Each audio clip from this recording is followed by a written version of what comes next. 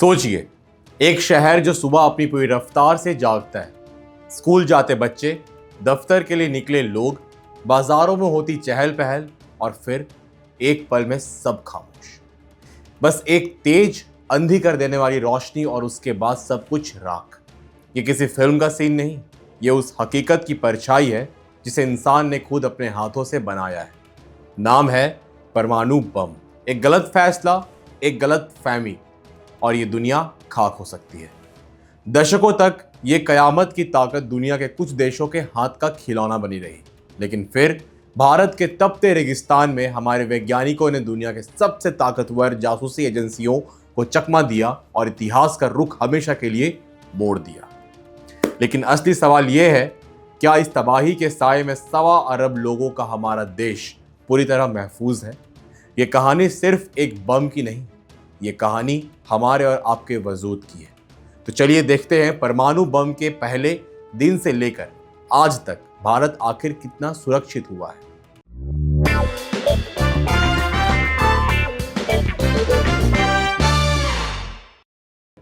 हर कहानी की एक शुरुआत होती है। परमाणु बम की कहानी 1938 में शुरू हुई, जब 2 जर्मन वैज्ञानिक ओटो हान और फ्रिट्ज स्ट्रेसमैन ने नाभिक के विखंडन न्यूक्लियर फ्यूजन की खोज की।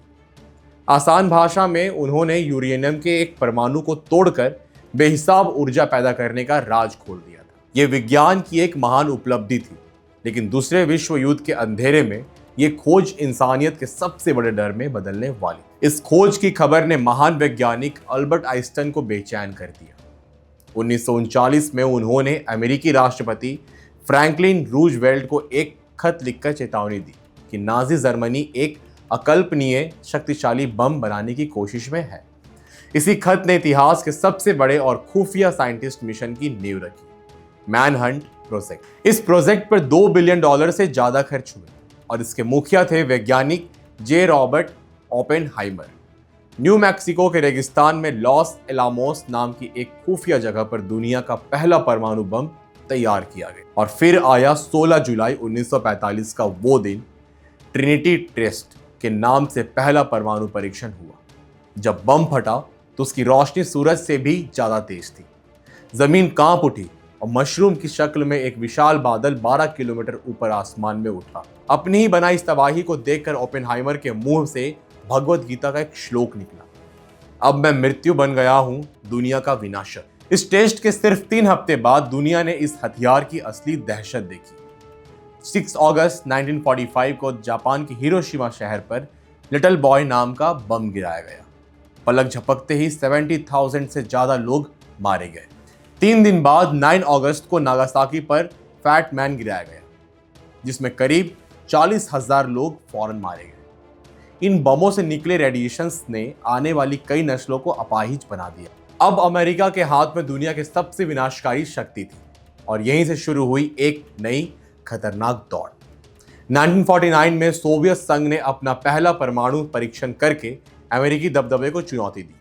दुनिया को लगने लगा था कि अब जिसके पास यह हथियार नहीं होगा उसे मिटा दिया जाएगा। डर और असुरक्षा की इसी माहौल ने परमाणु हथियारों की एक पागलपन भरी होड़ शुरू कर दी। हिरोशिमा और नागासाकी के बाद दुनिया 2 खेमों में बंट गई। इंसानियत 2 दरवाजों के बीच खड़ी थी और दोनों ही दरवाजों के बाहर तबाही का मंजर था।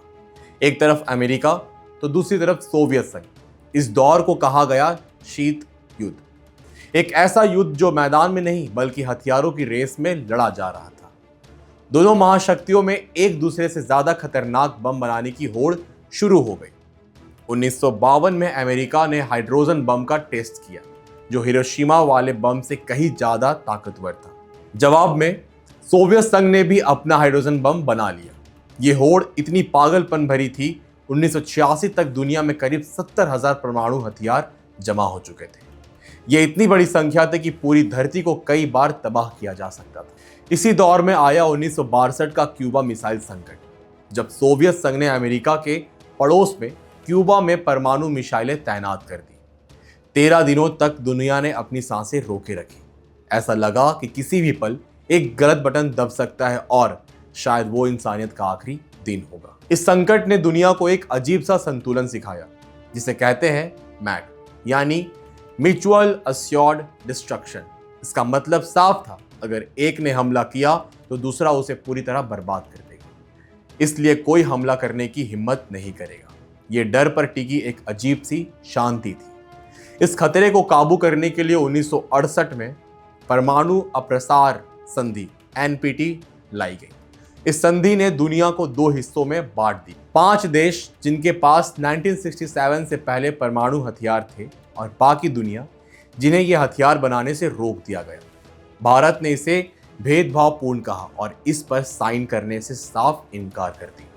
भारत के सामने अब एक ही सवाल था, क्या इस खतरनाक दुनिया में बिना परमाणु हथियार के सुरक्षित रहा जा सकता है? आजादी के बाद प्रधानमंत्री जवाहरलाल नेहरू शांति के बड़े समर्थक थे, लेकिन भारत के महान वैज्ञानिक डॉक्टर होमी जहांगीर भाभा जानते थे कि विज्ञान और शक्ति का चोली दामन का साथ है। उन्होंने नेहरू को समझाया कि अगर भारत को दुनिया में अपनी जगह बनानी है तो उसे परमाणु क्षमता हासिल करनी ही होगी। जल्द ही यह सपना मजबूरी में बदल गया। 1962 में चीन से युद्ध में भारत को हार का सामना करना पड़ा। इसके ठीक 2 साल बाद 1964 में चीन ने अपना पहला परमाणु परीक्षण करके पूरे एशिया में शक्ति का संतुलन बदल दिया। अब भारत के सिर पर एक परमाणु संपन्न दुश्मन का साया था। भारत के नीति निर्माताओं को एहसास हो गया था कि सिर्फ शांति की बातें करने से देश सुरक्षित नहीं रहेगा। 18 मई 1974 को बुद्ध पूर्णिमा के दिन भारत ने दुनिया को हैरान कर दिया। राजस्थान के पोखरण में भारत ने अपना पहला परमाणु परीक्षण किया। कोड नेम था स्माइलिंग बुद्धा। भारत ने इसे शांतिपूर्ण परमाणु विस्फोट कहा, लेकिन दुनिया के लिए संदेश साफ था। इस परीक्षण के बाद भारत पर अंतर्राष्ट्रीय प्रतिबंध की झड़ी लग गई। अमेरिका की अगुवाई में न्यूक्लियर सप्लाई ग्रुप एनएसजी ने भारत को किसी भी तरह की परमाणु तकनीक देने पर रोक लगा दी, लेकिन भारत ने घुटने नहीं टेके। हमारे वैज्ञानिकों ने इन प्रतिबंधों को एक चुनौती की तरह लिया और अगले 24 सालों तक भारत ने खामोशी से अपनी ताकत बढ़ाई। दुनिया को लगा भारत ने हार मान ली है, लेकिन पर्दे के पीछे एक बहुत बड़े तूफान की तैयारी चल रही थी। साल था 1998। अटल बिहारी वाजपेयी के नेतृत्व वाली सरकार ने एक ऐतिहासिक फैसला लिया। मिशन को नाम दिया गया ऑपरेशन शक्ति। यह मिशन इतना खुफिया था कि सबसे बड़ी चुनौती थी अमेरिका की जासूसी एजेंसी CIA के सैटेलाइट को धोखा देना। डॉक्टर APJ अब्दुल कलाम और डॉक्टर R चिदम्बरम की अगुवाई में वैज्ञानिकों ने सेना की वर्दी पहनकर झूठे नामों के साथ काम करना शुरू किया। सारा काम रात के अंधेरे में होता था ताकि सैटेलाइट की नजरें धोखा खा जाए। और फिर 11 और 13 मई 1998 को पोखरण के रेगिस्तान में एक के बाद एक 5 परमाणु धमाके हुए। भारत ने दावा किया कि इनमें एक थर्मोन्यूक्लियर बम यानी हाइड्रोजन बम भी शामिल था। उस दिन दोपहर में प्रधानमंत्री वाजपेयी ने प्रेस कॉन्फ्रेंस में ऐलान किया, आज दोपहर 3:45 पर भारत ने पोखरण रेंज में 3 भूमिगत परमाणु परीक्षण किए। इस एक लाइन ने पूरी दुनिया में भूचाल ला दिया। अमेरिका, जापान समेत कई देशों ने भारत पर कड़े आर्थिक प्रतिबंध लगाए, लेकिन इस बार देश अपनी सरकार और अपने वैज्ञानिकों के साथ खड़ा था। ऑपरेशन शक्ति सिर्फ एक परमाणु परीक्षण नहीं था, ये दुनिया के सामने भारत की आत्मनिर्भरता का एक जोरदार ऐलान था। पोखरण 2 के बाद भारत एक स्थापित परमाणु शक्ति है। हमारी परमाणु नीति 2 मजबूत स्तंभों पर खड़ी है। नो फर्स्ट यूज यानी पहले इस्तेमाल ना करना, और विश्वसनीयता न्यूनतम प्रतिरोध यानी जवाबी हमले का ऐसा डर कि दुश्मन हमला करने से पहले 100 बार सोचे। इस नीति को हकीकत में बदलने के लिए भारत ने एक मजबूत न्यूक्लियर ट्रायल बनाया है, यानी हम जमीन, हवा और पानी तीनों जगह से परमाणु हमला कर सकते हैं। जमीन से हमारे पास पृथ्वी और अग्नि सीरीज की मिसाइल है। अग्नि 5 की रेंज 5000 किलोमीटर से ज्यादा है और पूरे चीन तक मार कर सकते। हवा से हमारे राफेल, सुखोई 30 MKI और मिराज 2000 जैसे लड़ाकू विमान परमाणु बम गिराने में सक्षम है। पानी से यह हमारे ट्रायल का सबसे अहम हिस्सा है। INS अरिहंत और INS अरिदमन जैसी परमाणु पनडुब्बियां महीनों तक समंदर की गहराई में छिपकर जवाबी हमले के लिए तैयार रह सकती है। लेकिन आज का सबसे बड़ा सवाल यह है कि इस तैयारी के बावजूद हम कितने सुरक्षित हैं। आज दुनिया में लगभग 12,000 से 13,000 परमाणु हथियार हैं और ये सिर्फ 9 देशों के पास है। चलिए देखते हैं किस देश के पास कितने हथियार हैं। रूस लगभग 5,500, अमेरिका लगभग 5,200, चीन 600 से ज्यादा और यह संख्या तेजी से बढ़ रही है। फ्रांस लगभग 290, यूनाइटेड किंगडम लगभग 225, पाकिस्तान लगभग 170 या 180, भारत लगभग 180 से 190, इजराइल लगभग 90, हालांकि यह देश आधिकारिक तौर पर पुष्टि नहीं करता। उत्तर कोरिया लगभग 40 से 50। सबसे बड़ी चिंता की बात यह है कि दुनिया के 90% से ज्यादा परमाणु हथियार सिर्फ रूस और अमेरिका के पास है और अब एक नई परमाणु होड़ शुरू हो चुकी है। ईरान जैसे देश यूरेनियम संवर्धन कर रहे हैं, वहीं सऊदी अरब, जापान, दक्षिण कोरिया और तुर्की जैसे देश भी परमाणु क्षमता हासिल करने में दिलचस्पी दिखा चुके हैं। इस नए खतरनाक खेल में भारत आज 1962 के मुकाबले कहीं ज्यादा सुरक्षित है, लेकिन हमें किसी खुशफहमी में नहीं रहना चाहिए। परमाणु तकनीकी का एक दूसरा चेहरा भी है जो विनाश का नहीं बल्कि विकास का है, और वो है परमाणु ऊर्जा। परमाणु बम बनाने के लिए क्या चाहिए? डिटेल नहीं, सिर्फ कॉन्सेप्ट समझने के लिए परमाणु हथियार बनाने के लिए मुख्य रूप से 3 चीजें जरूरी होती है। इसके लिए यूरेनियम 235 या प्लूटोनियम 239 जैसे पदार्थ चाहिए।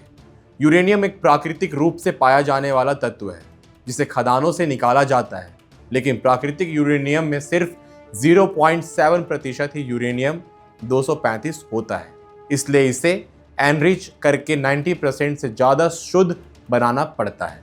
वहीं प्लूटोनियम 239 प्राकृतिक रूप से नहीं मिलता। इसे परमाणु रिएक्टरों के अंदर यूरेनियम 238 पर न्यूट्रॉन की बमबारी करके बनाया जाता है। एडवांस टेक्नोलॉजी, कच्चा माल मिलने के बाद उसे हथियार में बदलने के लिए बेहद जटिल तकनीक की ज़रूरत होती है। इसके लिए न्यूक्लियर रिएक्टर और एनरिचमेंट फैसिलिटीज़ बनाने पड़ते हैं जो यूरेनियम को शुद्ध करते हैं या प्लूटोनियम बनाते हैं। डिलीवरी सिस्टम, बम तैयार हो जाने के बाद उसे दुश्मन तक पहुंचाने के लिए एक भरोसेमंद सिस्टम चाहिए। ये बैलिस्टिक मिसाइल, लड़ाकू विमान या पनडुब्बी हो सकती है। ये पूरी प्रक्रिया इतनी जटिल, महंगी और तकनीकी रूप से चुनौतीपूर्ण है कि केवल कुछ शक्तिशाली देश ही इसे करने में कामयाब हुए हैं। लेकिन इसी तकनीक का इस्तेमाल जब बिजली बनाने के लिए होता है तो ये भारत जैसे देश के लिए वरदान साबित हो सकता है। भारत के लिए परमाणु ऊर्जा बहुत ज़रूरी है। ये हमें कोयले पर अपनी निर्भरता कम करने में मदद करती है, जिससे प्रदूषण घटता है। ये भविष्य में हमारी ऊर्जा सुरक्षा की गारंटी बन सकती है। वहीं पूरे दुनिया के लिए ये क्लाइमेट चेंज से लड़ने का एक बड़ा हथियार है, क्योंकि इससे बिना कार्बन उत्सर्जन के बड़े पैमाने पर बिजली बनाई जा सकती है। इसका सबसे बड़ा उदाहरण फ्रांस है, जो अपनी बिजली का लगभग 60 से 70% हिस्सा परमाणु ऊर्जा से ही बनाता है। एक सवाल जो अक्सर पूछा जाता है, न्यूक्लियर प्लांट हमेशा समुद्र या नदी के पास ही क्यों होते हैं? इसका कारण है पानी की ज़रूरत। कूलिंग के लिए रिएक्टर में बहुत ज़्यादा गर्मी पैदा होती है, जिसे ठंडा करने के लिए लगातार पानी की सप्लाई चाहिए। सुरक्षा के लिए पानी इमरजेंसी में रिएक्टर को ज़्यादा गर्म होने से बचाता है। ट्रांसपोर्ट, प्लांट के भारी उपकरणों को पानी के रास्ते लाना आसान होता है, इसलिए भारत के भी ज़्यादातर परमाणु ऊर्जा संयंत्र तटीय इलाकों या बड़ी नदियों के किनारे स्थित है। निष्कर्ष, परमाणु बम के पहले दिन से आज तक का सफर हमें एक ही बात सिखाता है, ताकत का सम्मान सिर्फ ताकत से होता है। भारत के लिए ये हथियार हमला करने के लिए नहीं, बल्कि 1.25 अरब से ज्यादा लोगों की सुरक्षा की गारंटी है। परमाणु हथियार सिर्फ ताकत नहीं है, यह इंसान की सबसे बड़ी जिम्मेदारी भी है, क्योंकि एक गलती पूरी दुनिया खत्म कर सकती है। 2026 में दुनिया ने फिर वही डर महसूस किया जब ईरान, अमेरिका और इजराइल के बीच तनाव अचानक युद्ध में बदल गया। 2026 के ईरान युद्ध की शुरुआत तब हुई जब अमेरिका और इजराइल ने ईरान के ठिकानों पर हमला किया और इसके जवाब में ईरान ने मिसाइलों से जवाबी हमला कर दिया। कुछ ही दिनों में पूरी दुनिया डर गई। तेल के दाम बढ़ गए, समुद्री रास्ते बंद हो गए और ऐसा लगा कि अब परमाणु युद्ध बस एक कदम दूर है। हालात इतने खराब हो गए कि अमेरिका ने साफ कहा, या तो ईरान अपना परमाणु प्रोग्राम बंद करे या फिर युद्ध और बड़ा होगा। लेकिन जब दुनिया भर में नए नए हथियार बन रहे हैं, जब पुराने नियम टूट रहे हैं और एक छोटी सी चिंगारी भी पूरी दुनिया को जला सकती है, तो सवाल यह है कि अगर कल परमाणु युद्ध हुआ तो क्या हम बच पाएंगे। अगर आपको ये कहानी दिलचस्प लगी हो तो अपने दोस्तों और अपने परिवार को शेयर करें और हमारे चैनल प्राइम माइक को सब्सक्राइब करना ना भूलें। धन्यवाद।